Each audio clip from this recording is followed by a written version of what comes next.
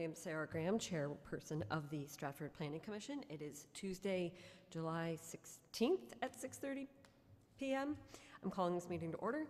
I will now call on the following elected members to speak up as present. Joe Garrix. Here. Okay.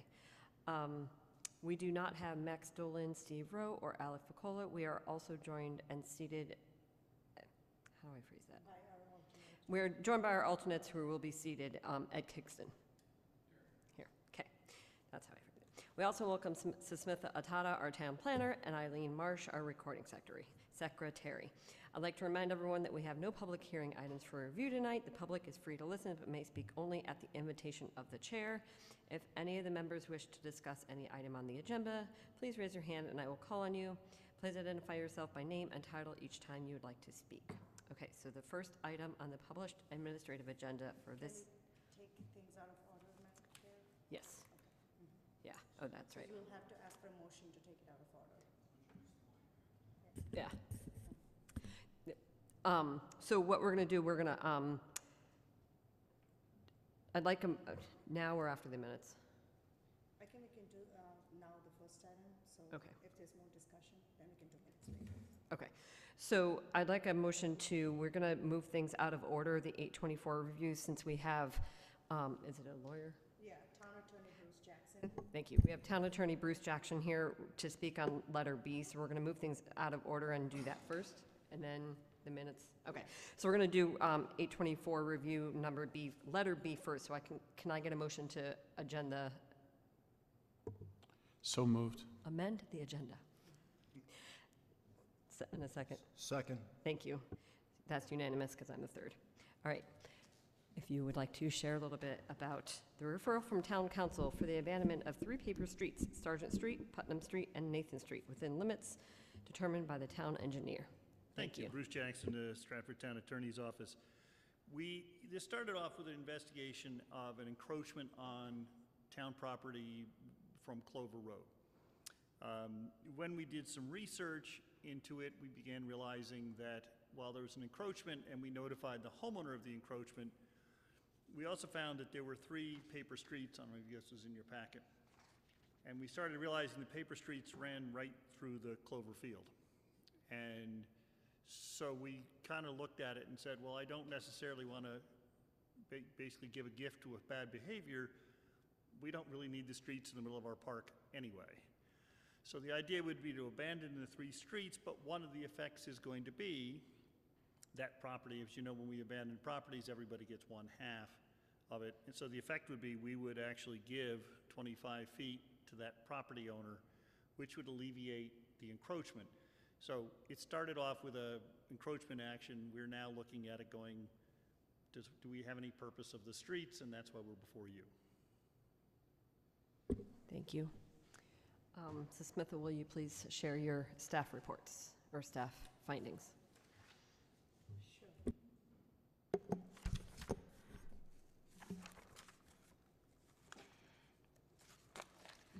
So, as mentioned by Town Attorney Bruce Jackson, this is to abandon paper streets on Clover Park that exist on paper but not on the ground.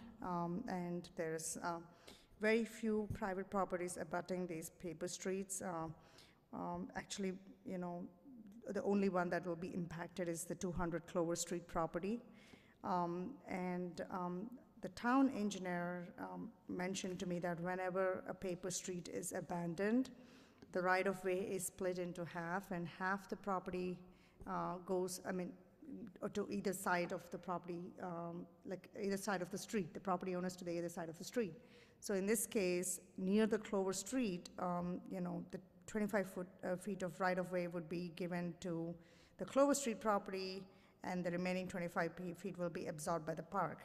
Now, the town's benefit in this is that they will be able to add some more land to the park acreage, so it meets the town's open space goal of expanding open space in the town based on what I found in Plan of Conservation and Development. And for the homeowner, the benefit is that right now their property is encroaching into the paper street, so they would be able to actually probably meet the zoning setback line there and perhaps remove the remaining structures so that they become zoning compliant. I think it's a win-win for both parties, and it helps the town avoid a lot of legal costs associated with any, court cases or, other enforcement strategies. But I would also like to point that, the homeowner of 200 Clover Street called me yesterday, and she said she received a letter from Town Attorney Bruce Jackson regarding enforcing the property setback line, so having to remove all the structures that are outside the property setback line, and also to remove the fence. And she said the fence is not installed by her. So I told her that she should consult Town Engineer John Casey, who referred this matter to the town attorneys. And she said she was going on vacation, so when if she can, she would try to consult him before she goes. Otherwise, just, ask to convey at the meeting. In terms of consistency with the town plan of conservation and development, like I said, the goal for conservation, open space, and recreation, as outlined in the POCD, is that to conserve, protect, and enhance open space and natural and recreational resources while managing responsible growth and development. So the action item for this is to set an open space goal of 15%, roughly 300 additional acres in the next 10 years, and continue to strive to reach this goal. This is like just moving an inch closer to that goal. It's not much, but it's something. I think that's it. And I have actually included town engineers and conservation superintendent's comments in my staff report. And none of them had major concerns regarding this proposal because everybody sees the benefit to the town in this proposal. Thank you. Do either of you have a question for Smith or Bruce? I have a few questions. First of all, I note that this is the second time that a legal matter has come before the Planning Commission, and we have not gotten a staff report prior to this to review. Personally, I would find it helpful to have a written document that I could look at and reflect on and know what questions to ask for the meeting. So could we get a staff report when issues like this come up in the future from the legal department? Absolutely. Okay, thank you. The second question I have is, in the engineer's report, he said that typically the land is distributed between the abutting property owners. So I take that to mean that there are atypical ways of resolving this as well.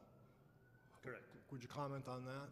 So you and I have a property next to each other. There's a road in the middle. You don't want the additional acreage for whatever reason. You have the right to disclaim it, and if you don't accept it, it will go back to me. So we've had instances where one property owner said, I'm abandoning a lot, a road. I don't want the additional acreage, I don't want the additional taxes, so I can get the whole thing. But it's yours to say no to, not your neighbors to grab. So generally, we just take the position on the roads. If you remember, Van Buskart came before you, which was a paper road that had been encroached on, and we did the same thing. We don't want to maintain the trees, we don't want to go in there, we couldn't even get this landlocked. We just abandoned it so everybody can get their half. We don't survey it, we basically write one half of the space in there, and then we basically give it to the homeowner to then maintain. Now, 200 Clover Street, the property, I'm not sure where the property line begins, but the initial part that's actually borders Clover Street up to the brook, who owns that, the property owner or the town? This portion here by the street? Yes. That's owned by the property owner. That's owned by... It's owned by the property owner here, and then this. And if you notice, I don't know if you, in your packet, their property line goes really right at the back steps, whereas the fencing area goes way out here. So, Right, the fence around the property includes town property on both sides as well as the back. And there are sheds on that property and a pool and a garden. Playground, yep. yeah. So, go ahead, please. So if we abandon the property, we are rewarding bad acting. They've encroached on town property. It's enclosed in a fence. Whoever put the fence in, they claim they didn't, but I think the property was transferred in 97, 98, 99, and 2002. It's a pretty old fence, so who knows who put it up. I would be surprised if the town put a fence up that wasn't proper, but maybe it did, I don't know.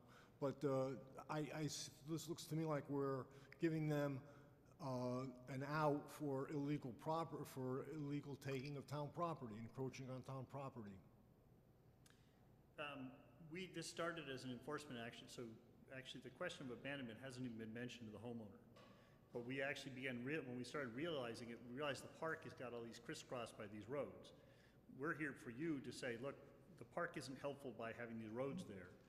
But I bring it to your attention to say, we would have the net effect of this abandonment would be to benefit the bad action.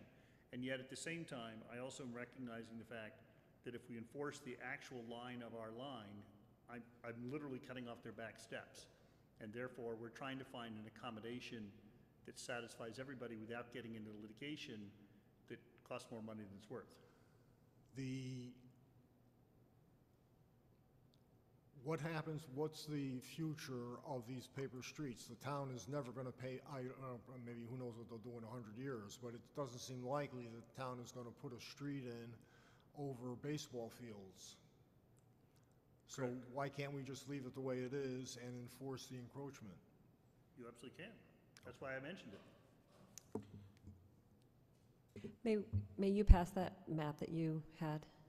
'Cause Which one? that's This one or this one? the one that you just held up, because that's zoomed in, and I don't remember seeing that. Thank you. May I ask a question? Yes. It says that, so if they get 25 feet of that road, is that enough? Or are they still going to have things that are encroaching? They're still going to have an encroachment. Can I approach you? Sure. Here's the town engineer's map of approximately 25 feet would bring you to on the question of the encroachment. So there's still an issue there to be resolved with the town in terms of encroachment, correct? They not only have to remove the stuff beyond the 25 feet, they have to move the stuff on the side. So we've already told them that there's an encroachment. We've already told them to remove the encroachment. We're just saying what our negotiating position is as a middle ground. Instead of coming in and saying, you literally can't use your property, we want to take it, we want to force this. Got it. Understood. But we've already started the enforcement to ask them to remove all the property, so I'm glad they got the letter. At least I know they got it. So that it's literally on their back steps. It's literally they're on their back steps. I don't know how that house ever got built. Well, exactly, right, and who knows, right? Okay. Any other questions for Bruce or Susmitha? I just want to point out on the map that was in Susmitha's packet and the map that Bruce just passed around, it's clearer on that. The entire portion of 200 Clover Street, where the house is, behind the brook, juts into the park. The whole thing juts into the park. So now we're going to have them jut in. If we abandon the property, it's going to jut in another 25 feet, which to me is not appropriate. If I may, one of the other alternatives are to go to the homeowner and offer to sell them property. But now we're subdividing. Now we're getting into, surveys and maps and, we have a simple, inexpensive way of resolving it. But to your point, we're here to ask your direction. We're not giving one. Anything else? And as a reminder, when you make your motions, we are here to make a favorable or unfavorable back to the town council. So if there's no other discussion, may I have a motion? Madam Chairman? Sure. I move that we recommend unfavorably on the abandonment of the streets. Is there a second on that? No, okay. Because I don't have one either, so I've never encountered this. You can accept a new motion because the motion failed. Thank you. Is there a second, a new motion for that? Yes, I'd like to make a motion to report a favorable review back to the town council for the removal of the paper streets, Sergeant Drive, Putnam Street, Nathan Street, within the limits recommended by the town engineer. Do I have a second for that? I think you can second it yourself. I can, okay, I'm seconding that. All in favor? Aye. Aye. Any opposed? Opposed. Okay, motion passed, No, motion failed because. I'm- 2 to 1. So, The Yeah. first motion failed. His motion Okay. died, Yes. that motion The passed. second one passed, passed 2 to 1. 2-1 with Mr. Garrett's. From those who are present. From those, thank you. Sister, do you want to hang out for the other one just for a minute, or? If you have time, otherwise it's fine. For you, anything. I don't think that one's gonna be much discussion, that's fine.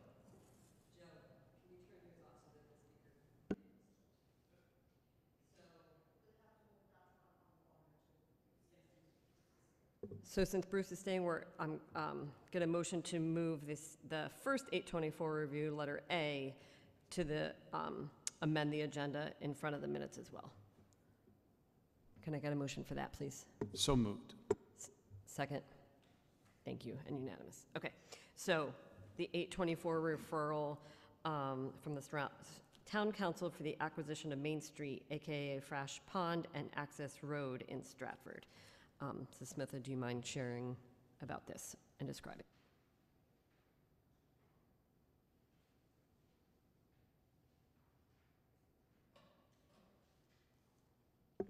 So, as mentioned in my staff report, the parcel is owned by Stratford Land Development Company Limited Partnership, which intends to donate an approximately 28.54 acre parcel of vacant land on Main Street and Access Road as identified in the map in the staff report. You know, there is a little bit of confusion here on what, you know, the remaining parcels would, you know, would be like. Would they be in perpetuity how they are, or, you know, if the town intends to acquire them as well.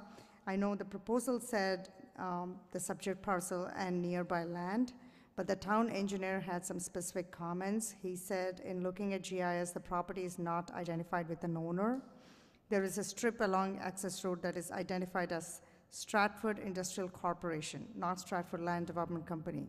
And the deed says in the 12th piece that in addition, the land under Frash Pond, it also comprises of the banks of the pond and all land which lies adjacent or near vicinity of the banks that the releaser holds. If the town were to take this, we should also get that parcel adjacent to Access Road, currently identified as map block, by its map block parcel number, and perhaps include that in the proposal as well. And he raised some questions on what the proposed use would be for this area. Would it be for recreational access to the pond, or would it be just for conservation purposes? Just so you know, this land is located in an AE zone. AE flood zone is a 100-year flood zone, which has a requirement of a base flood elevation of 14 feet, but the parcel itself is on a low-lying land at the moment. It is at an elevation of roughly 2 feet, and a portion of it towards the west is occupied by wetlands. The sliver parcel to the south is covered with trees and also remains undevelopable. But from a flooding standpoint, I think this area acts as a natural buffer to Access Road because it's at a low-lying land. And since I was not really sure if the land would be for conservation or for recreation purposes, I couldn't get a clear answer. So I could not figure out consistency with the flooding objectives more. But all I can say is it does meet the open space goal of POCD, which sets an open space goal of 15% for the next decade. And this is also like adding some land towards that goal, not a lot, but a little bit, an inch closer. But since our town attorney is here today, maybe you can ask him what the proposed use of the sliver parcel and, you know, what this acquisition's bigger picture is. Bruce, do you know the proposed use? No idea. We were approached by the town, by the owner to say they have this property, they would like to gift it to the town. And as you know, 824 requires, before we take any property, we must come to you. No limitations were put on it. It would be deeded to the town in perpetuity to do as we wish. So there was no, I don't think that, when it came to me, there was no particular plan for it. Thank you. So it sounds like the town didn't say if they did get it, what they would want to do with it. Once Yeah, you own no. it, it's up to you. Okay. Anybody have any questions for Smith or Bruce? So this is going to expand our open land here across the town. Can you, Yeah. how much? By how much? Not much. I would say I mean, I haven't calculated. I would have to look at the field card, maybe a 0.1 acre or even less than that. It's a small sliver that It's is very wetlands. It doesn't have low. any use to anybody, which is why he's giving it to us. Gotcha. But if the town were to do any flood mitigation strategies there, like one of the strategies in a coastal resiliency plan is to create a berm there along Access Road, and we have some strategies from the circus study we did last year, where they're figuring out how to, expand Access Road a little bit and, create more natural solutions. This piece of land would come handy, and that's why I wanted to know, and I asked Kelly, but I did not get a really definitive answer on that. And what kind of recreational uses could we envision there? I would Just an access to the pond, access to the pond, so fishing, things along those lines. but at the moment, it seems the access to the pond is from Ryan Avenue. So, I don't know if we would need an access from there because it's a busy road. Anything else? Okay, can I get a motion? And again, this is 824, so it's favorable or unfavorable. Well, I guess I'm the favorable guy. So I'll make a motion to return a favorable report back to the town council on Fresh Pond and Access Road and its acquisition. Thank you. Do I have a second? Second. All in favor? Aye. Okay, so that passes unanimously. Thank you. Take care, everybody. Yep. Bye, thank you, Bruce. Okay, so back to the agenda. So we've moved things out of order, and now we're going to do the approval of minutes from the regular June 18th, 24 meeting, and we're going to amend them as follows. The 824 review of the opposed Orinoco Lane sewer extension.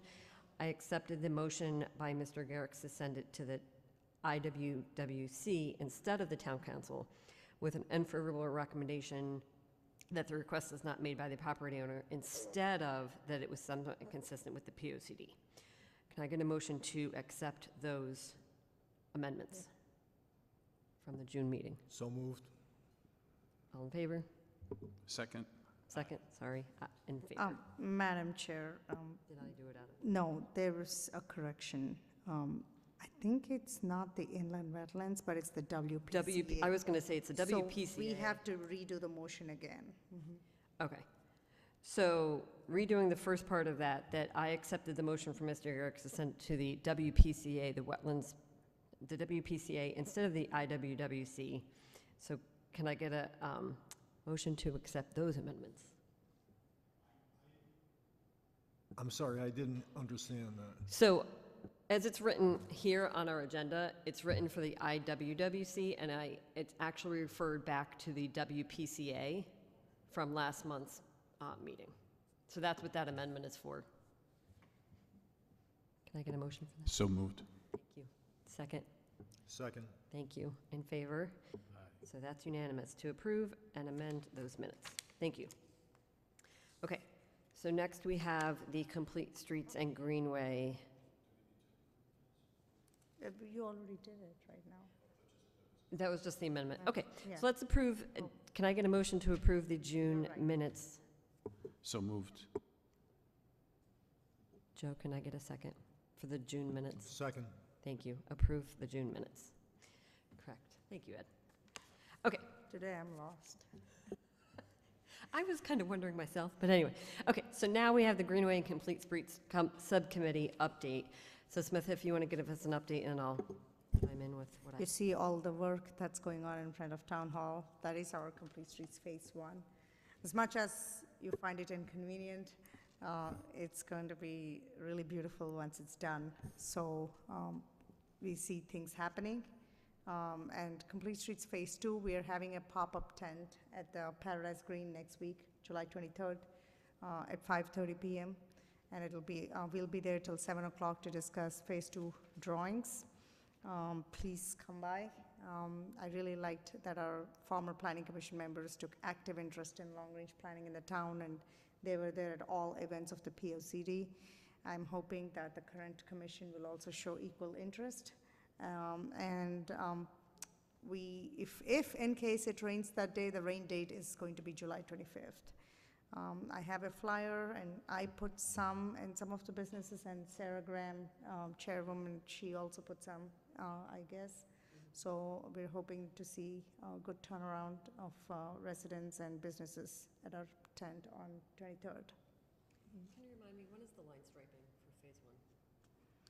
I think everything's going to be done by August, mid-August. That's what I heard. Thank you. I know I wasn't on mic. I asked when the line striping was going to be done for Phase 1. Okay. Thank you. That's what I have too. So in the back of your packet, you did get about next Tuesday, the 23rd. We're at the Concert on the Green, and there's one tonight if you want to go. Thank you for that, and I think all that's next is a motion to adjourn the meeting. So moved. Second? I second that. All right, 6:57 PM. And we meet next month on August 20th.